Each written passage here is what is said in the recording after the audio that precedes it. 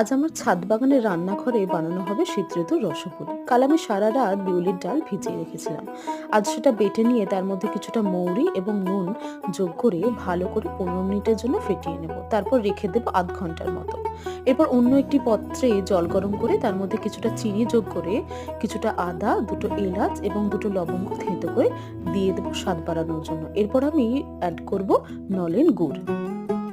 তারপর মিশ্রণটি তৈরি হয়েছে কিনা সেটা বোঝার জন্য একটি পাত্রে জল নিয়ে সেটা দিয়ে দেবো। যদি ভেসে ওঠে তাহলে ভাববো মিশ্রণটি পুরোপুরি তৈরি। এরপর আমি কড়ায় তেল গরম করে বড়ার আকারে গোল গোল করে ভেজে নেবো কিছুক্ষণ।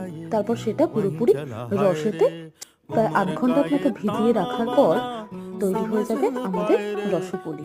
আমাদের এই ভিডিওটা যদি ভালো লেগে থাকে তাহলে অবশ্যই একটা লাইক করে দেবেন, সাবস্ক্রাইব করে দেবেন এবং আমাদের পাশে থাকবেন। নমস্কার।